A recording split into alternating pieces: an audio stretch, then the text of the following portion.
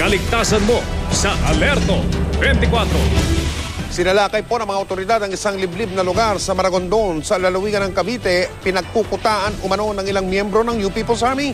Si John Consulta, naka-Alerto 24, eksklusibo.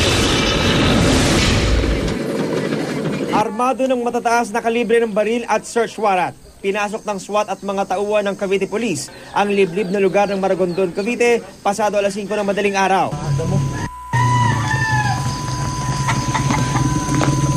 Pinostihan ang mga daan, papasok at palabas sa lugar para pigilang makapasok ang sino mang magtatangkang sumaklolo sa mga target.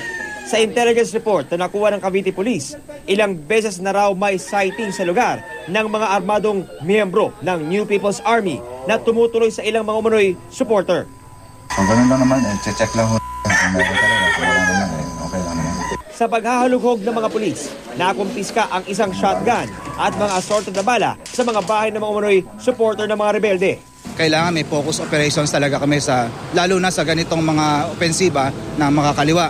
So ang ginagawa namin ngayon is continuous follow-up operation, intelligence gathering. Sinubukan namin kunan ng pahayag ang mga naaresto pero tumanggi silang magbigay ng anumang reaksyon. Pakasuhan natin siya ng illegal possession of firearms. And then yung sa isa, ganun din, meron tayong mga ammunitions na nakuha sa house niya. So yun ang ipapile din natin sa kanila. Mula sa Maragondon, Cavite, John Consulta, naka-Alerto 24.